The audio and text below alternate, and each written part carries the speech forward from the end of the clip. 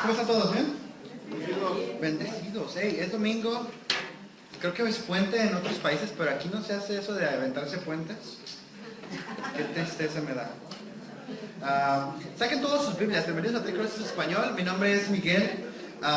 Saquen su hojita de estudio, su Biblia. Vamos a empezar nuestro estudio en la carta de los Colosenses. Si todos la tienen por allí, vamos a leer un buen tramo. Voy a tratar de poner esto en la pantalla para que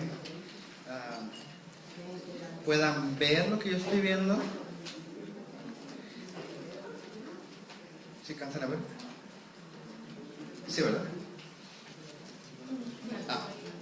Ahorita que lo pongan. Bueno, entonces vamos a estar leyendo una porción de la Biblia que a mí me encanta. Es como una de esas partes que son de las más sabrosas de la Biblia. No sé si tú le agarras sabor cuando ves la Biblia, cuando la lees.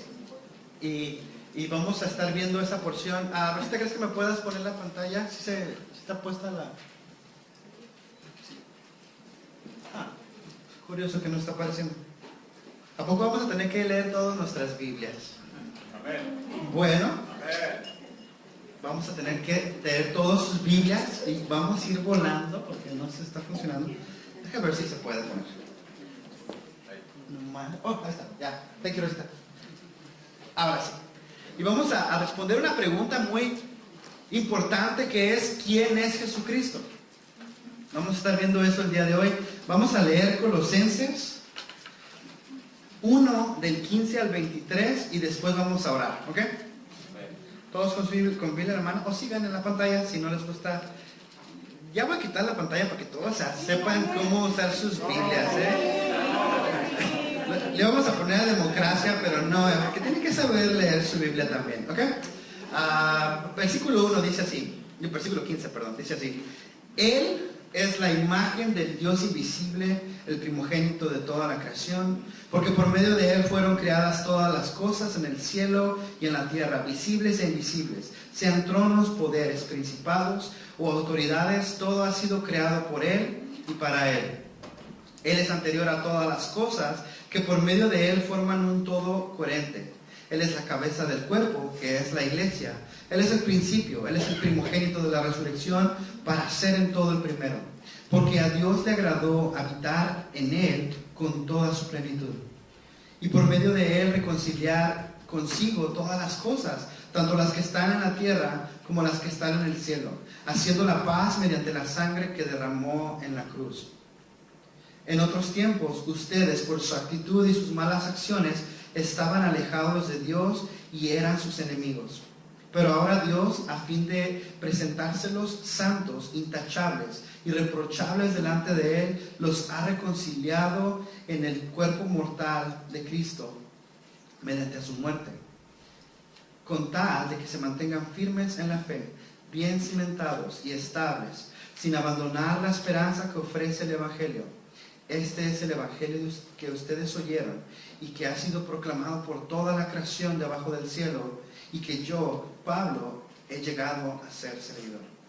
Vamos a ver. Señor, te damos gracias, Padre, por este día. Señor, gracias porque podemos venir a tu casa, Señor, a adorarte, a declarar que queremos que se haga tu voluntad y que, Señor, que venga tu reino, Señor. Y, Señor, cómo nos has hablado, Señor, y cómo tú quieres, Señor, que seamos obedientes a tu voz, Señor. Te pido que prepares corazones, nos hables el día de hoy, Señor, empezando conmigo desde acá arriba, Señor, para que podamos, Señor, entender cuán bello, Señor, cuán agradable es tu voluntad para nuestras vidas, Señor. Te pido, Padre, que bendigas este tiempo en tu nombre y, Señor, tu iglesia te agradece ese sacrificio, Señor, y pedimos que tu voluntad se haga en tu nombre poderoso. Y la iglesia de Jesucristo dice: amén. Les digo, esta porción de la Biblia podríamos terminar ya el sermón, porque es hermosa. Habla acerca de quién es Jesús, y muchos estudiosos de la Biblia creen que este era un cántico que la iglesia primitiva del primer siglo habían escrito. Era ese himno que ellos cantaban cuando se reunían. Así como nosotros nos juntamos a cantar, ellos se reunían a cantar también. Y esto probablemente era un cántico que ellos cantaban. Sería bueno ponerle música y todo y cantarla, ¿no? Pero los estudiosos también piensan que Pablo a lo mejor no escribió esta canción, sino que él la había escuchado y así que él se puso a escribirla para que tú y yo podamos pues leerla y saber de lo que la iglesia del primer siglo creían. Muchos creen que este cántico o este himno data desde 2 años o 3 años después de la muerte de Jesús. Así que no había mensaje perdido. Esto fue lo que los apóstoles cantaban en sus reuniones, lo declaraban al mundo y por lo cual ellos fueron asesinados, matados, golpeados, apedreados, porque cantaban canciones como esta. Y parece una respuesta a lo que Pablo está viendo en la iglesia de Colosas. ¿Se acuerdan que Pablo estaba peleando con 2 sectas, los gnósticos y los judaizantes? Los gnósticos que decían que Jesús era una aparición que fue emanada de Dios y que él no tenía un cuerpo físico, porque se acuerdan que el físico era malo, pero el espíritu era bueno, y como Jesús siempre fue bueno, decían, Jesús no tenía cuerpo, él era como un fantasma. Y estos hombres creían que Jesús no tuvo un cuerpo en realidad, pero Jesús es muy especial. Y sabes, Pablo está tratando de responder muchas preguntas que tú y yo podemos tener. Y más para Colosas en esa época, creían que Jesús era un dios entre muchos dioses. Zeus y Apolos, y tú ponle nombre, ¿no? Ellos creían que Jesús era uno más de los muchos dioses que había, y que Jesús de alguna forma entraba en esta religión donde puedes creer lo que tú quieras. Y entonces Pablo hace una respuesta muy tajante. Ahora, la iglesia del siglo XXI, esta iglesia, Three Crosses Español, tenemos que preocuparnos por qué respondemos cuando decimos que creemos en Jesús.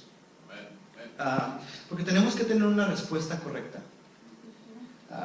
Les dije en la introducción de este libro hace 2 semanas que hay muchas sectas cristianas o muchas sectas que creen en Jesús, pero tienen una descripción de Jesús muy diferente.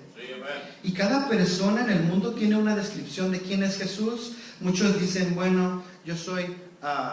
Jesús es una buena persona que murió, y todos, cada uno de nosotros tiene una opinión de quién es Jesús.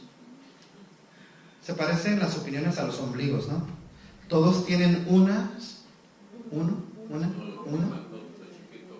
y algunas apestan, ¿no?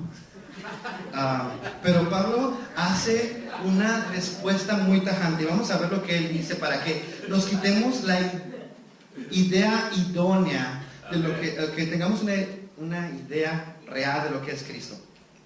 Ahora, los testigos de Jehová creen que Jesús es el arcángel Miguel, que fue creado por Jehová Dios y que cuando resucitó no tuvo un cuerpo de carne y hueso. Y ves a la escritura donde le dice a Tomás, tócame, ¿no? Y cuando se les aparece, dice, vengan y tóquenme porque los fantasmas no tienen carne y hueso como yo. Ellos ignoran todo eso. Los mormones, que también se dicen cristianos, creen que Jesús es el hermano de Satanás. Así, que es el hermano de Satanás, y que después de que resucitó vino a las Américas como un hombre blanco a predicarle a los indios de las Américas. Los musulmanes creen que Jesús era un profeta como Moisés o como Mahoma, que no murió y que mucho menos si no murió, mucho menos resucitó. Sí, amén. Y tienes toda la escritura y toda la historia que se la vuela, ¿no? Hay algunas sectas budistas que creen que Jesús, después de que resucitó, se fue a Tibet. Sí, cierto, amén. Unos hindús también creen que se fue a Kashmir. Kashmir, no sé cómo se dice en español. Y que estuvo predicando allí. Para algunas personas en nuestro país, creen que Jesús es un hombre blanco de ojos verdes y que votó republicano porque le gusta Trump. Pero para muchos también en nuestra época, Jesús es una burla. Se burlan de Jesús como no se burlan de ningún otro Dios. Lo usan con chistes groseros, usan su nombre como si fuera una grosería. Pero para la iglesia de Jesucristo no puede ser así. Así que Pablo nos va a dar una clase de cristología, es lo que se llama esto, el estudio de lo que es Jesús. Y yo estoy emocionado. ¿Estás emocionado de saber quién es Jesús? Muy bien. Así que vamos a ver Colosenses 1:15. Fíjense lo que dice. Él, aquí hablando de Jesús, es la imagen del Dios invisible, el primogénito de la creación. Pablo empieza su himno con esto, que Jesús es la imagen de Dios. Y usa una palabra que en el, ya cuando la escuchas vas a decir, ya sé de dónde viene. Usa una palabra griega que es icon, o como ícono, que significa semejanza, como la moneda de George Washington, que tiene una cara, o la cara de César en la moneda, o también es el reflejo en un espejo. Es la misma palabra. Jesús, cuando está en Mateo 22, que dice, ¿de quiénes son las imágenes en la inscripción? Preguntó Jesús, cuando le preguntaron sus discípulos, ¿está bien que paguemos impuestos? ¿Está bien que le demos dinero al César? ¿Se acuerdan? Y Jesús dice, ¿de quién es la imagen que está en la moneda?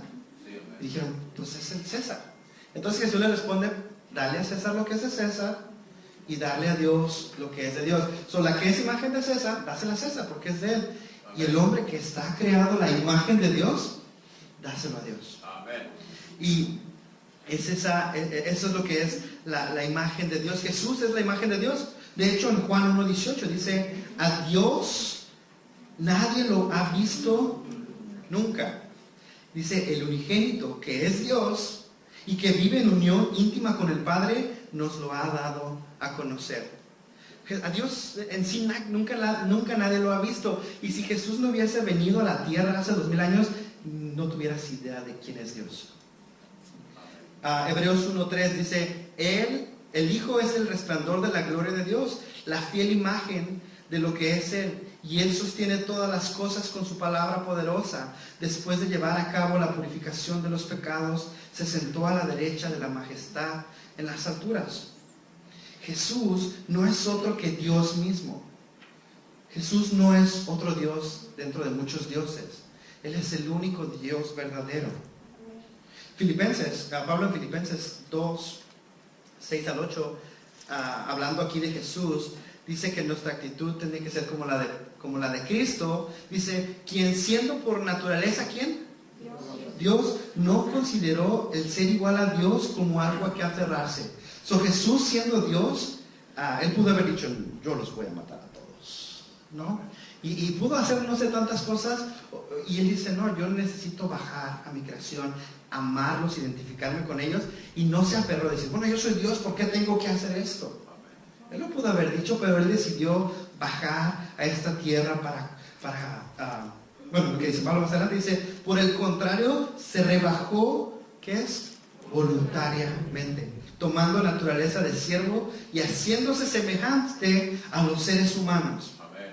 Y al manifestarse como hombre, se humilló a sí mismo y se hizo obediente hasta la muerte y muerte de cruz. Dios se acercó a este mundo en la persona de Jesucristo. Tenemos un Dios cercano. Platicaba con mi patrón hace unos meses y yo le decía que yo fui adoptado por el creador del universo, que Dios es mi papá. Y él me decía, ¿cómo puedes decir eso? Él es musulmán. Y me decía, ¿cómo puedes decir eso? Tú no eres nada. Y yo le digo, pero Jesús me dice que sí. Amén. Y Jesús se acercó para que yo pueda tener esa confianza. Y él dice, nosotros no podemos decir que Dios es nuestro papá. De hecho, en el Corán 3 veces dice que Dios no tiene hijos. Y las religiones así que ven a un Dios lejano. En cambio, el cristianismo es un Dios que se acercó, un Dios que sabe lo que es sufrir, un Dios que sabe lo que es ser rechazado, un Dios que sabe lo que es el dolor, un Dios que cuando tú estás triste, Él sintió tristeza cuando todos lo abandonaron. Sí, amén. Un Dios que sabe lo que es el sufrimiento. Si estás pasando enfermedad, abandono, traición, Él sabe lo que estás pasando porque Él se acercó y vino a rescatarte. Si estás escuchando esto, es porque Él quería que supieras, yo sé lo que estás pasando. Yo lo sufrí y yo te amo. Él es la perfecta imagen del Dios invisible. Pero no solamente es eso. Nos dice que Él es la imagen del Dios invisible, el primogénito de la creación. Ahora, este es uno de los versículos que la Torre Vigía o la Watchtower, la asociación que hacen los testigos de Jehová, que tienen los testigos de Jehová, malinterpreta. Porque ellos dicen, ¿ves? Dice primogénito.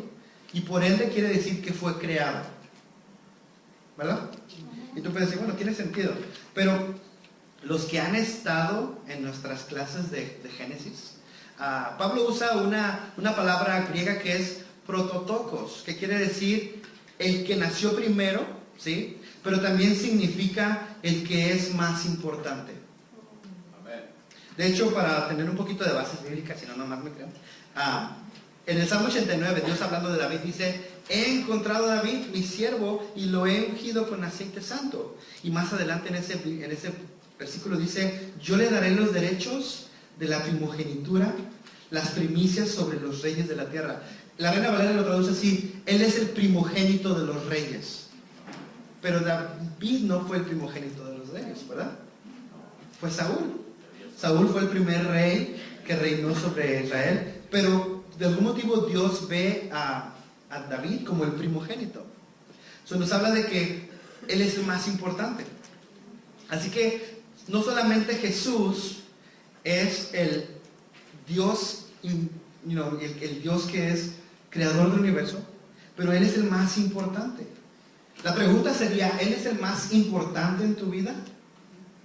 ¿O toma segunda, tercera, cuarta, quinta, primero mi mujer, después mis hijos, después Dios? Estamos leyendo ahora el libro que estamos haciendo el estudio bíblico, así comercial, 9:30 de la mañana, estamos leyendo el libro de Habla con Dios así, y decía el libro que busca primero el reino de Dios y tu justicia, y su justicia, y todas las cosas vendrán por añadidura. O sea, pon a Dios primero, pon a su reino primero, pon su voluntad primero, y entonces todo viene por añadidura, no al revés. Así que me llega mi primer punto, ¿no? Que Jesús es Dios y que Él es el más importante de toda la creación.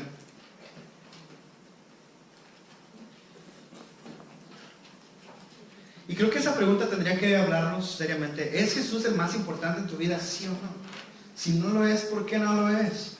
¿Por qué no rendirte a Él?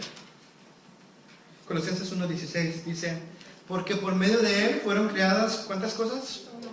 Todas las cosas en el cielo, en la tierra, visibles, invisibles, sean tronos, poderes, principados, autoridades, todo ha sido creado por Él y para Él.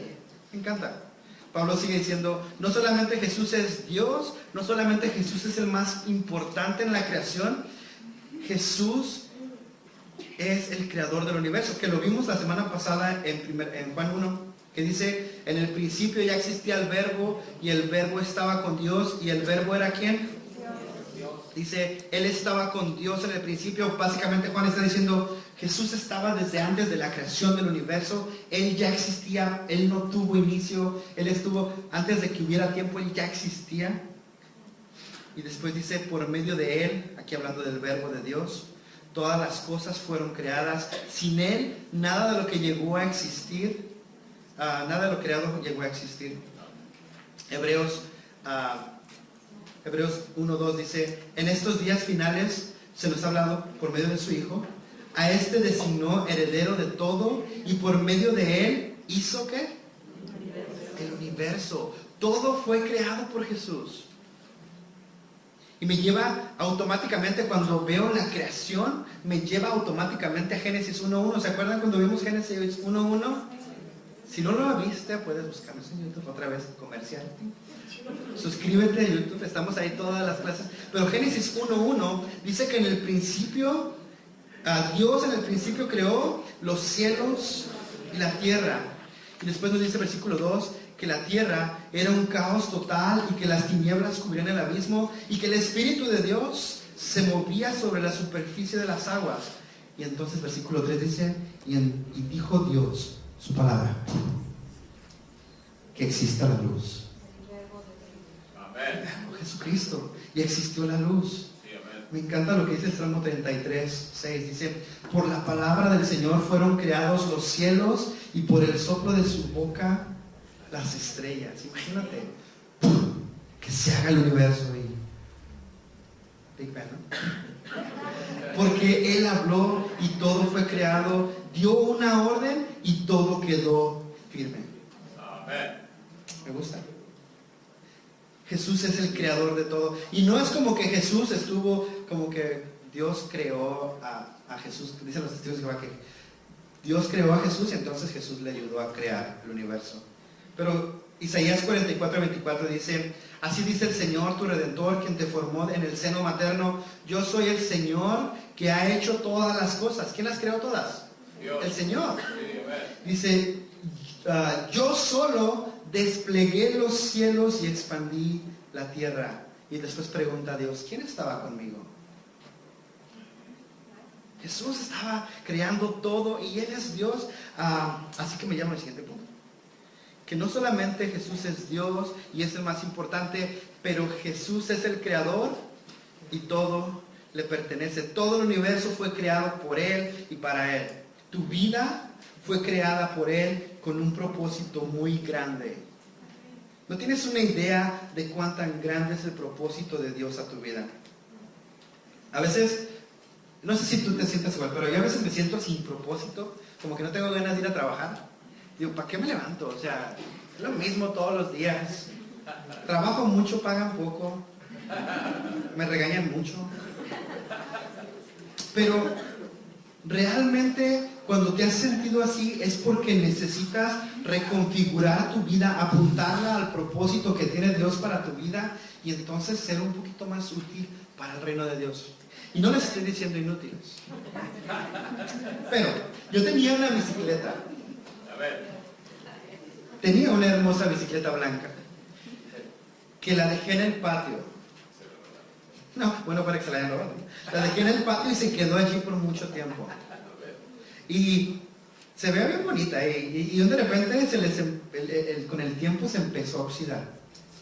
Y la cadena se le pegó en lo que es la estrella, quedó pegado. Las llantas se poncharon, se deshicieron por el sol. Y lo que era blanco se hizo como cafecito y ya no se veía tan chida. ¿Por qué pasó eso con la bicicleta? ¿La bicicleta fue diseñada para que quedara en un patio o no? ¿Para qué fue diseñada la bicicleta? Para usarse, para que andes en ella. El propósito de la bicicleta era darle. Pero si nomás está parada sin hacer nada, se oxida y se echa a perder. Igual con tu vida. Tu vida fue creada con un propósito eterno. Dios lo quiso desde el fondo, desde que antes que tú nacieras, desde antes que te pusieran Teófilo, ya estabas con un propósito en la mente de Dios. Y cuando ese propósito no es cumplido, te oxidas. Y no estás viviendo para Dios. Así que, si no estás viviendo con el propósito de Dios para tu vida, te empiezas a caer en pedazos. Y yo se los digo porque así era yo. Mi vida, drogadicción, alcoholismo y todas las cosas que terminan en ismo. Y si yo hubiera sabido esto años atrás, que Dios me dice, yo tengo un propósito para tu vida. Pero nunca es tarde, ¿sí? Colosenses 1:17 dice, Él es anterior a todas las cosas que por medio de Él forman un coherente. Me gusta ese versículo ahí mismo ¿sí? Me gusta como lo traduce la Reina Valera. No, de hecho es la nueva versión internet. No, la traducción al lenguaje actual, perdón. La traducción al lenguaje actual le dice, la traduce así: Cristo existía antes de todas las cosas y por medio de Él todo se mantiene en orden.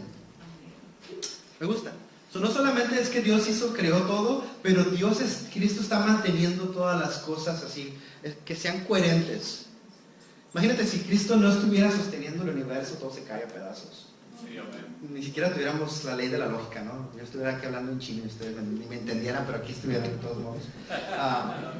Hebreos me dice esto, dice, Él es el resplandor de la gloria, ya lo leímos, la fiel imagen de lo que es Él, y el que sostiene todas las cosas con su palabra poderosa. Cristo sostiene el universo para que tú y yo podamos vivirlo. Me gusta. Colosenses 1:18 dice, Él es la cabeza del cuerpo, que es la iglesia. Él es el principio, el primogénito de la resurrección, para hacer en todo, ¿qué?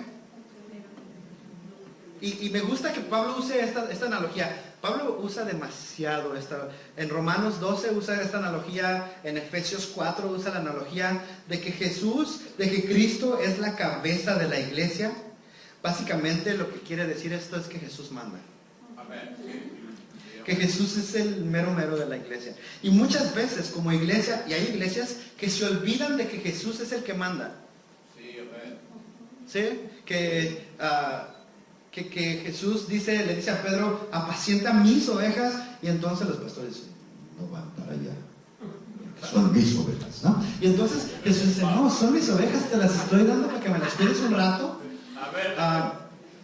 Y se nos olvida que Cristo es la cabeza y que la iglesia no es la iglesia local en Three Crosses, que la iglesia es el cuerpo de los creyentes que creen en Jesús y que Jesús es el que debería de mandar. Ahora, muchas veces nos olvidamos de Cristo y es horrible que nos olvidemos de Cristo porque se predica de tantas cosas, de que dinero y que prosperidad y que tú di en tu palabra y que se te va a venir y que dices, ¿y Cristo? Y realmente estamos sin cabeza. Hay muchas iglesias que se me figuran, hay una historia de 1945 de un lugar donde había pollos y mataban los pollos y le dieron a un pollo y le cortaron la cabeza, pero quedó vivo. Bueno, los pollos como que corren como locos, pero este pollo quedó parado y los dueños del rancho se quedan así como que, bueno, lo vamos a dejar en la caja que se muera, ¿no? Y lo dejan en la caja, regresan al día siguiente y el pollo todavía está parado. Sin cabeza, bro. Sin cabeza. Wow. Y duró 1 año, 6 meses. Madre. Y lo alimentaban con una jeringa, directamente al esófago y le daban agua. Y duraba 1 año, 6 meses, imagínate eso. Y los científicos se quedaron sorprendidos de lo poco que el cerebro del pollo hace en la vida del pollo. Ahora, muchas iglesias están así, como un pollo sin cabeza. Amén. Sí, hermano. Pero ¿sabes lo que pasa con esos pollos? Se mueren. Sí, sí. No pueden sobrevivir todo el tiempo así. It's true, brother. Y una iglesia, si no tiene a Cristo como en la cabeza, se va a morir. Amén. Y cualquier cosa también que tú hagas sin Cristo, se va a morir. Sí, amén. Tienes que poner a Cristo ante todo. Jesucristo debe de ser el primero. Si haces una cosa por vanagloria, porque quedar bien con la gente o por darle gusto a alguien y no le das gloria a Cristo, Él no es la cabeza, lo estás haciendo en vano porque se va a morir. Aleluya, amén. Y se murió el pollo. Y se llamaba Mike, por cierto. El pollo. Búsquenlo, 1955, el pollo Mike. Así que me dice esto que Cristo, que Él es la cabeza de la iglesia y que Él es el primero. Pablo en Corintios nos dice, de hecho, aunque el cuerpo es uno solo y tiene muchos miembros, todos los miembros, no obstante de ser muchos, forman un solo cuerpo, y así sucede con Cristo. Dice, todos fuimos bautizados por un solo espíritu para construir un solo cuerpo, ya seamos judíos, gentiles, esclavos, mujeres, chinos, tuertos, gordos, flacos, y a todos se nos dio a beber de un mismo espíritu. Tú cuando recibes a Cristo en tu corazón, Él declaras con tu boca que Él es tu Señor, eres metido al cuerpo de Cristo. Y a lo mejor te tocó ser el sobaco, pero no te preocupes. Tiene un uso eso. A algunos les tocó ser la boca como a mí, que no me callo. Pero tiene Dios un uso para ti. En Romanos 12 dice, así como cada uno de nosotros tiene un solo cuerpo y muchos miembros, y no todos estos miembros desempeñan la misma función, también nosotros, siendo muchos, formamos un solo cuerpo en Cristo. Y cada miembro está unido a los demás. Porque a Dios le agradó habitar. Así. Entonces todos somos el cuerpo de Cristo, Él es la cabeza, ¿verdad? ¿Dónde está el cuerpo de Cristo? Amén. Están dormidos. Amén. Se durmieron. Así como cuando se te duerme una pierna, que después andas con todas las hormigas, así están algunos aquí bien dormidos. Está bien. ¿Dónde está la iglesia de Cristo? Okay. Colosenses 1:19, ya vamos a terminar. Dice, porque a Dios le agradó habitar en Él con toda su plenitud. Versículo 20 dice, porque por medio de Él, y por medio de Él reconciliar consigo las cosas, tanto las que están en la tierra como las que están en el cielo, haciendo la paz mediante la sangre que derramó en la cruz. Cristo no solamente es Dios, es el más importante. ¿Qué dijimos? Que era el primero, el creador del universo. No solamente, aquí lo tengo ahí, no solamente es la cabeza y otra vez el primero, pero también Él es nuestro Redentor, nuestro Salvador. Cristo es un Dios que se sacrificó por ti, que se sacrificó por mí. Y cuando Él fue a Calvario, reconcilió por medio de Él, de su sangre, al mundo con Dios mismo. De hecho, en Romanos dice, en consecuencia ya hemos sido justificados mediante la fe, tenemos paz con Dios por medio de ¿quién? De nuestro Señor Jesucristo. Efesios 2:13 dice, y ahora en Cristo Jesús, a ustedes que antes estaban lejos, Dios los ha acercado mediante la sangre de Cristo. Cristo pagó tu pecado por mí, pagó mi pecado, pagó tu pecado para que tú pudieras acercarte a Dios, llamarle papá y entonces poder entrar confiadamente y decirle, Señor, te necesito. Colosenses 1:21 al 23 dice, en otro tiempo, Pablo diciendo, ustedes por su actitud y sus malas acciones estaban alejados de Dios y eran ¿qué? Enemigos de Dios. Dice, pero ahora Dios, a fin de presentarlos santos, intachables, irreprochables delante de Él, los ha reconciliado en el cuerpo mortal de Cristo mediante su muerte, con tal de que se mantengan firmes en la fe, bien cimentados, estables, sin abandonar la esperanza que ofrece el Evangelio. Este es el Evangelio que oyeron y que han proclamado en toda la creación debajo del cielo, y del que yo, Pablo, he llegado a ser servidor. Me gusta Pablo. Dice Pablo, en realidad tú y yo estábamos alejados de Dios, pero Dios en su bendita misericordia baja a este mundo en el cuerpo de Jesucristo. Te dice, aquí estoy. Tienes que vivir como yo te digo para que tengas una vida próspera, una vida buena.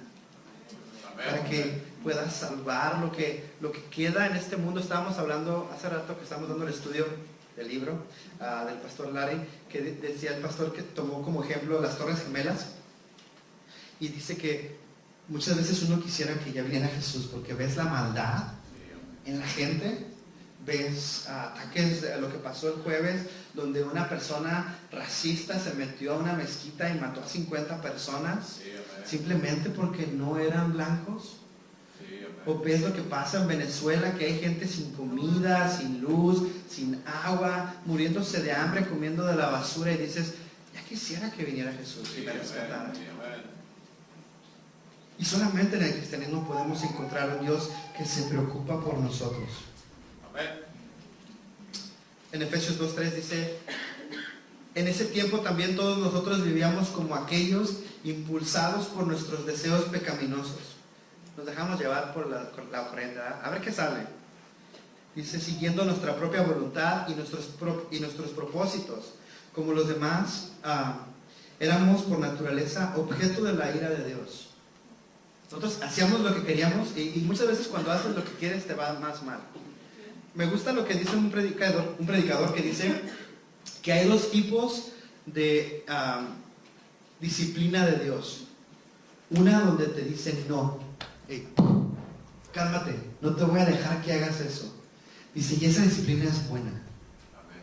Es buena, porque dice que Él te adoptó como su hijo. Pero la disciplina donde Dios te dice, ándale mi niño, haga lo que usted quiera. Esa es la peor disciplina. Porque al rato vienes, como dice el Chavo del 8, con el perro arrepentido, con el hocico partido. Pero podemos regresar a Cristo. Versículo, ahí mismo en Efesios, versículo 12, dice, recuerden que en ese entonces ustedes estaban separados de Cristo, excluidos de la ciudadanía de Israel y ajenos a los pactos de la promesa, sin esperanza y sin Dios en el mundo. ¿Sabe que hay gente que no tiene un Dios? Que no cree en Dios. Me gusta lo que dice, me decía Charles Spurgeon, dice, ni los demonios llegaron tan lejos para decir que no creían en Dios. Sí, amén. Y hay gente que dice, yo no creo en Dios. Ni siquiera el mismo Satanás dice eso. Sí, amén. Versículo, ya para terminar, 13 dice, pero ahora en Cristo Jesús, a ustedes que estaban lejos, Dios los ha acercado mediante ¿qué? La sangre de Cristo. Mediante la sangre de Cristo. Finalmente, Romanos 5:10 dice, porque si cuando éramos enemigos de Dios fuimos reconciliados con Él mediante la muerte de su Hijo, con cuánta más razón, habiendo sido reconciliados, seremos salvados por su vida. Finalmente, me faltaba Corintios 5:18, 2 de Corintios 5:18 dice, todo esto proviene de Dios, que por medio de Jesucristo nos reconcilió consigo mismo y nos dio el ministerio de la reconciliación. No solamente Dios nos salvó y nos da vida eterna, pero también te dice, ¿sabes qué? Tú tienes un ministerio, tú tienes que ir a predicar el evangelio para que la más gente pueda salvarse. Les digo otra vez, está bien bueno los estudios, pero estamos hablando acerca de eso y decíamos, si amas a la gente que amas y crees realmente lo que crees, los vas a traer a la iglesia. Amén. Porque hay de dos sopas. O no crees lo que crees realmente, o no amas a las personas que están a tu alrededor. No los voy a llevar a la iglesia porque pues, es bien chicón. ¿A qué le voy a llevar? ¿No? O simplemente no te importa. Porque sabes, cuando Cristo venga, todos nos vamos a parar frente al trono blanco de Cristo y Él va a juzgarnos. A los creyentes ya nos juzgó. Nos juzgó hace 2000 años en la cruz del Calvario. Y cuando lleguemos al lugar, al trono blanco, le va a decir, ¿qué onda? Entonces tú puedes volver y decir, ya pagaron por mí, ya puedo entrar. Amén, gloria a Dios. Pero los que rechacen a Jesucristo, wow. Dice que dura cosa es caer en las manos del Señor, del Dios vivo. Que me lleva al último punto. Jesucristo es el Salvador del mundo. Punto A. Y esto es para que tú pienses, ¿me salvó? Lo puedes poner con signos de interrogación o lo puedes poner con signos de admiración. ¿Me salvó o me salvó? ¿Cuántos salvos hay acá? Vamos a orar. Señor, te doy gracias por este día. Señor, gracias por la realidad de que tú eres Dios, que tú eres creador, que tú eres la cabeza de la iglesia, que tú eres nuestro Salvador, Señor. Señor, que tú eres primero, que tú tienes un propósito para nosotros, Señor, que tú nos amas, papá. Señor, te doy gracias porque gracias a una carta como esta, Señor, nos damos cuenta de quién eres tú, Señor. Y cuando una persona se acerque y nos diga, sabes que Jesús fue un ser común y corriente, nosotros podamos contestar, Jesús es mi Dios. Y que no hay otro nombre dado a los hombres, Señor, en el cual hay salvación. y que toda rodilla se va a doblar ante ti. Toda lengua va a confesar que tú eres Señor, Señor. Sea aquí, sea en el día del juicio, toda rodilla va a doblarse ante Jesucristo. Señor, te pedimos que, Señor, sigas bendiciendo este tiempo donde podamos cantar, Señor, y decirte, te amamos. Te damos gracias, gracias. En tu nombre poderoso te lo pedimos. Amén. Les pido que se pongan de pie.